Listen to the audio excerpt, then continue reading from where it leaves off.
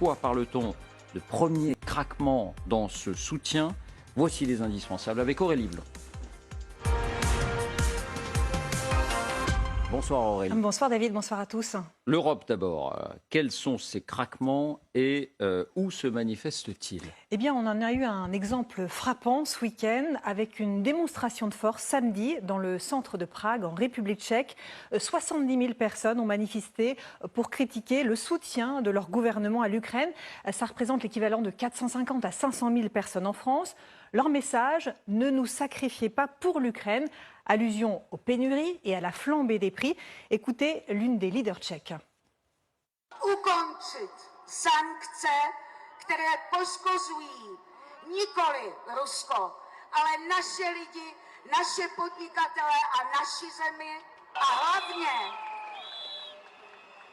zastavit tuto válku a válku neukončíme tím.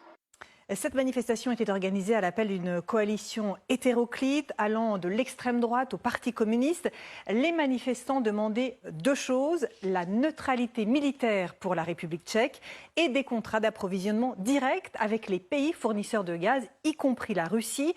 Autre exemple, toujours ce week-end, très symbolique, même si plus limité. À Cologne, en Allemagne, des centaines d'habitants ont défilé, là aussi samedi. Ils réclamaient l'arrêt de l'envoi d'armes en Ukraine, mais aussi la levée des sanctions contre la Russie. Ce qu'on peut noter surtout, c'est que plusieurs pays refusent déjà de soutenir l'Ukraine et de sanctionner la Russie.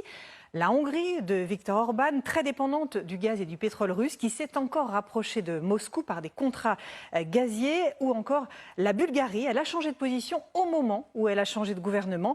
Le nouveau Premier ministre, Galab Donev, arrivé en août, a estimé que son pays en avait déjà largement fait assez pour l'Ukraine.